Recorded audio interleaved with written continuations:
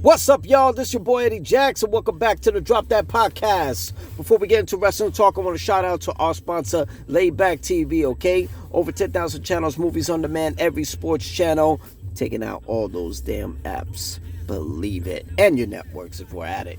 Only $25 a month is compatible on your iPhones, Androids, and your Fire Sticks, okay? Multiple languages, multiple HBOs, multiple languages if you can't fucking read my English correctly.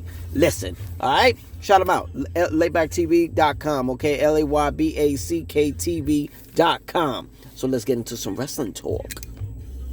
Whoa! Let's just give you a heads up. WWE Elimination Chamber live at Rogers Center in Toronto, Ontario, Canada went down this past Saturday. 3 days ago, to be exact. And holy shit. To be honest, I didn't know how far they can go. They started the road to WrestleMania this past Royal Rumble in Indianapolis. Moments happened. Less moments, but moments happened. I didn't think they can go higher than that in the Elimination Chamber. And they're just finding new ways to fucking do it. Holy shit. This guy just called it what it is. I mean, I didn't understand why you had the national anthem for America being sang in Toronto, Canada. No wonder they got booed. But that's nor here or there. Let's get into the matches. We're gonna rate these matches, okay? For Elimination Chamber that went down this past Saturday. We're gonna rate every match, okay? We're gonna give MVP, ring gear, and entrance of the night. Hold on, I just had a thought. Cool. So, first match was the Elimination Chamber for the women, okay? It had Roxanne Perez, former multi-women's champion Liv Morgan, former multi-women's champion Bianca Belair, former multi-women's champion Naomi, former multi-women's champion Bayley, and former multi-women's champion Alexa Bliss. Now, when we did our segment, Who You Got? I had Alexa Bliss. I thought she had potential to start a story with possibly Rhea Ripley. Now, they started the match with Naomi and Liv Morgan. And shout out to Liv Morgan. You know, I don't want to skim through this, but shout out to Liv Morgan. Liv Morgan, yo, for that match, gotta give her MVP. She started the match with Naomi and was the last two with her and Bianca. So let's call it what it is. You know what I mean? She MVP. Liv Morgan's just getting better and better. But as soon as the bell rang, the return of the Quiet Storm herself, Jade Cargill. Holy shit. The way she came in, the look, you know what I'm saying? The compassion, the sexiness, the vicious look, attitude. Yo, she's a full package. Comes in, look like she's coming after Liv Morgan, and attacks Naomi. And beats the living dog shit out of her. You know what I'm saying? Fucking threw her against a pod. The cage. Hell, slammed the cage door on her face. And she had to be stretchered out. I really want to see where they're going to go with this. I think this is a perfect story.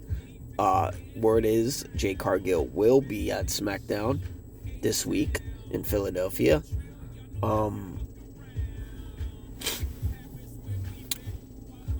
But yo, I wonder where this story is gonna be.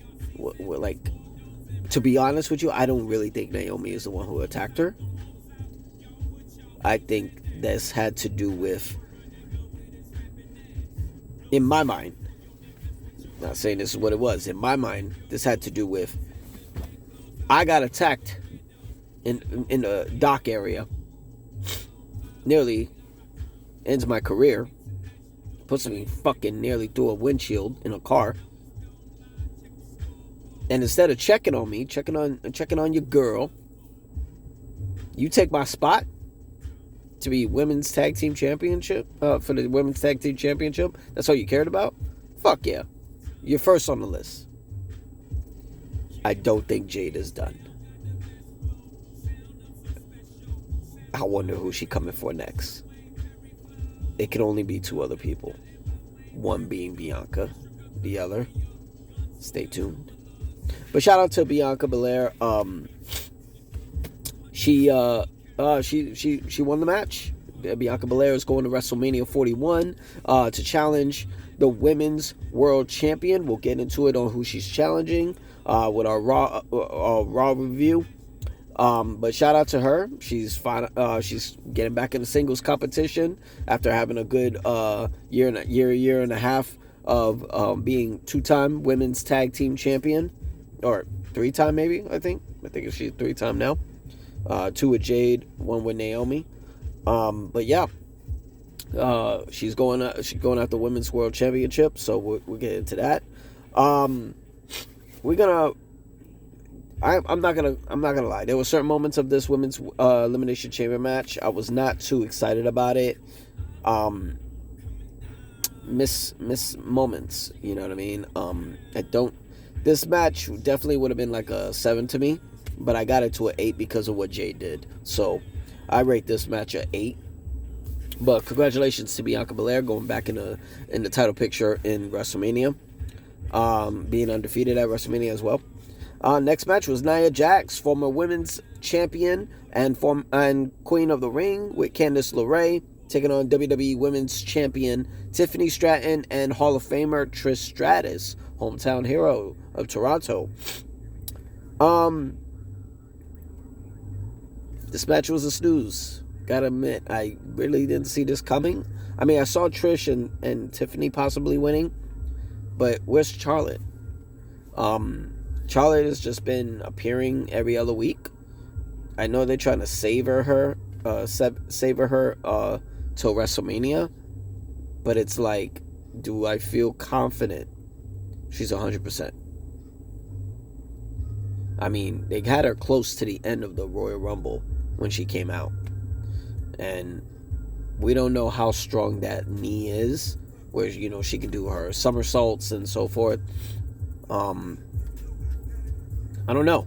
For someone who's very athletic in somersaults, she's taking on somebody who's does moonsaults off of the turnbuckle. So, I don't know. I'm really not sold on this Tiffany Stratton Charlotte Flair at WrestleMania, but it's official. Tiffany Stratton does defend the WWE Women's Championship at WrestleMania against Charlotte Flair. Charlotte's trying to go for that record, just like Cena is. Can she make it as a 15? I don't know. I'm still waiting on that. But I rate this tag match with Nia, Candice, Tiff, and Trish a 7. Very snoozy. Now, this match, Kevin Owens, Sami Zayn, Canadians, heroes nowadays. Great segment. Match of the fucking night. Automatically. I don't even know what was going to happen later in the night. KO, Sammy, rate 10 out of 10. Best match of the night. They fucking killed it. I mean, I didn't think it would be necessary for either one of them to lose, but KO got the win. It was entertaining. Super entertaining. Chair shots, tables outside, crowd area, apron, barbed wire wrapped around chairs. Yeah. And the return of the Apex Predator, the Viper, the Legend Killer, Randy Orton, came out of nowhere. Holy shit. We thought he was going to probably be after Elimination Chamber, but he came out. Standing ovation. RKO to KO. Was going to go for the punt, I don't know if they allowed the punt anymore, but god damn, he was close to giving that punt. Who's gonna ever get the punt again? But RKO'd the whole security. The fuck out of his way. You're in the way. So, shout out to KO, Sami Zayn, Randy Orton. Yo, that whole segment, that match, 10. Congratulations, guys. The men's Elimination Chamber match consists on three-time world champion Drew McIntyre, former world champion Damian Priest, Logan Paul, former U.S. champ, former multi-world champ CM Punk, former multi-world champ Seth freaking Rollins, and former 16-time world champ John Cena. I rated this match a 8.5. Got to a slow start, but damn, it did pick up. It did pick up. Great moments. You can see certain stories they're going with this, definitely. I definitely see, after what happened last year at WrestleMania 40, this Elimination Chamber, I will not be surprised if we see Damian Priest versus Drew McIntyre at WrestleMania. Big man versus big man, big match. Let me see else. Shout out to CM Punk. Got his get back on Logan Paul. Gave him the slap and the go to sleep. Later, Logan. Damn. I did not see Seth Rollins getting eliminated like that. Getting a AA from Cena and a GTS by Punk, and being pinned by Punk again, twice. I didn't see that coming, but it happened.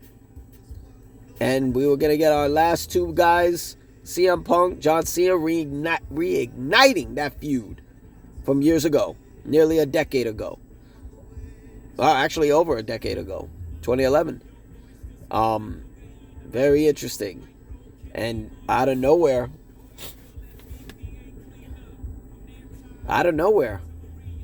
curb stomp on the ground to CM Punk. Seth Rollins did the same thing with receipts to CM Punk like he did Roman Reigns at the Royal Rumble. This is not looking good for Seth. You got two guys gunning for you now.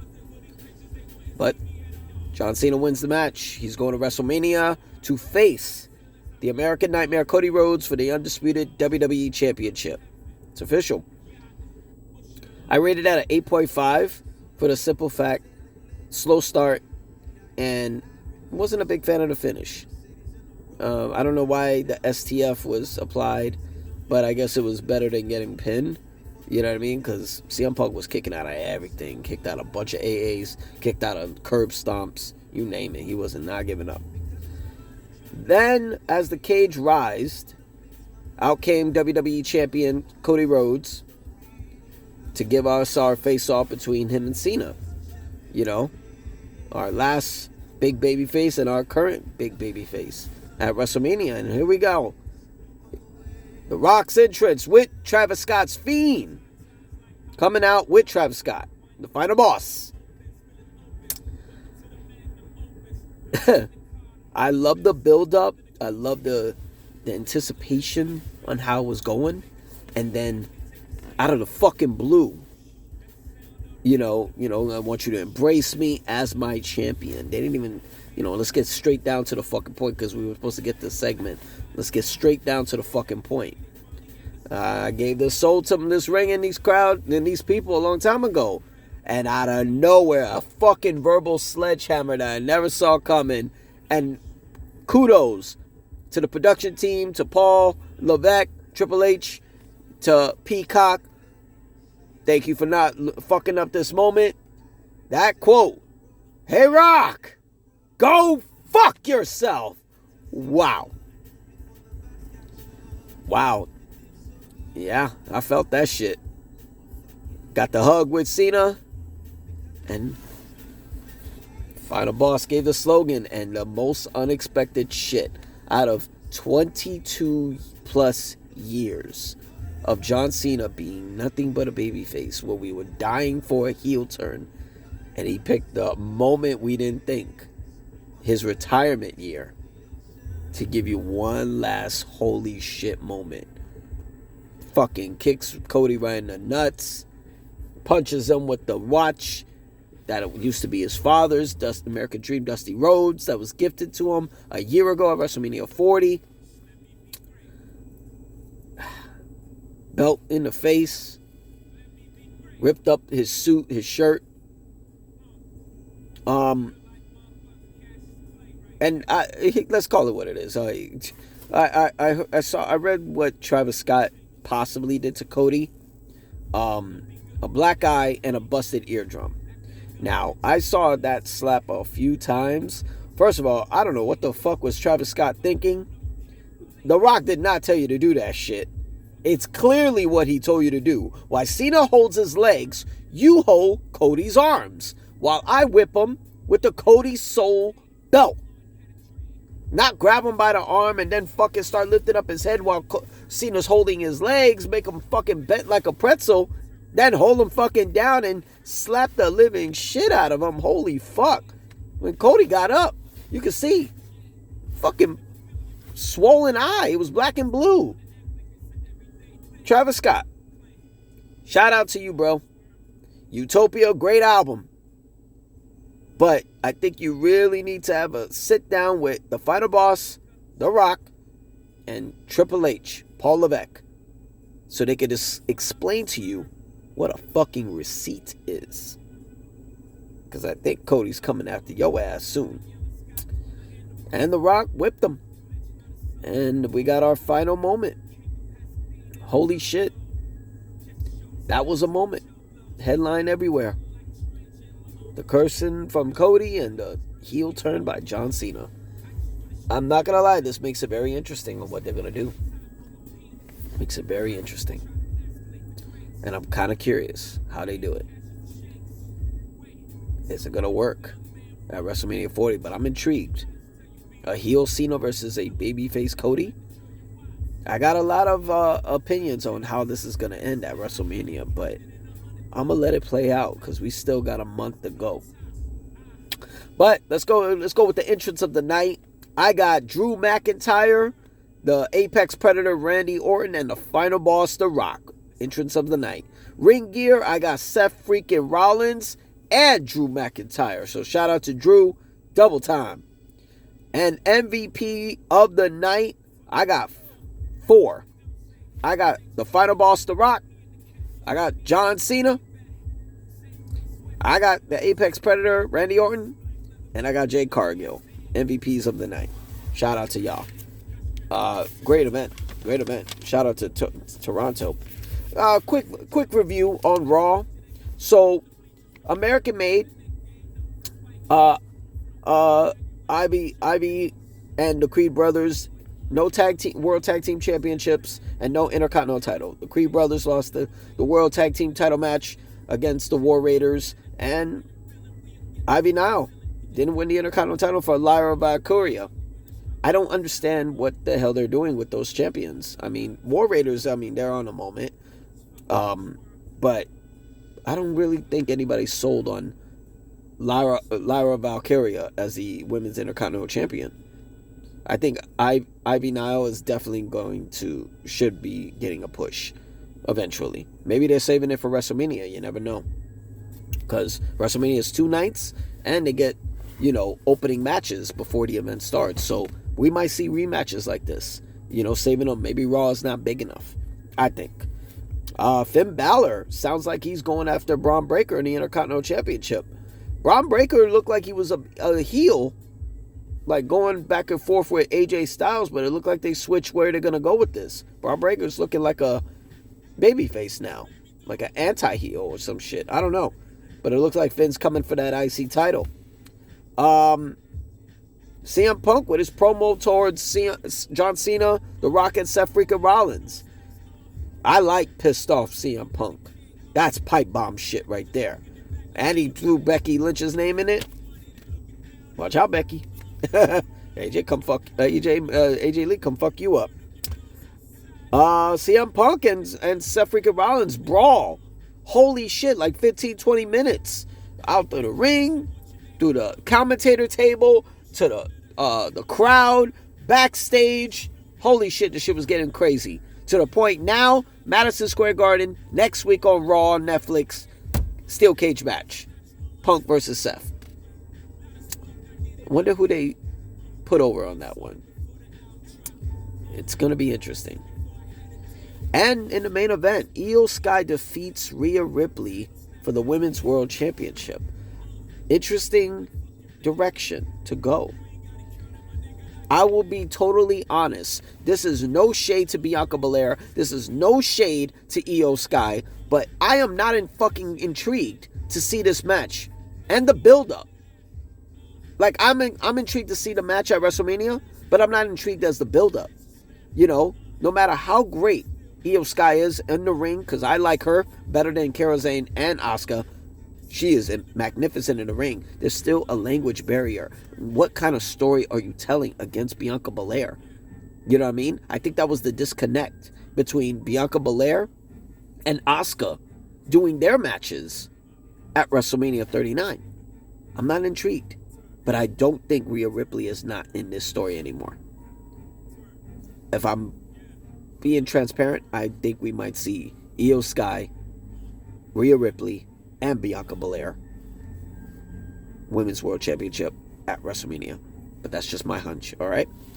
I'm going to get out of here. This is Wrestling Talk. I'm your boy Eddie Jackson, so drop that podcast. Y'all subscribe to the page, like the page. Y'all already know what the fuck to do, alright? Y'all don't like my fucking take? Say something, alright? I'll give you whatever the fuck the final boss did.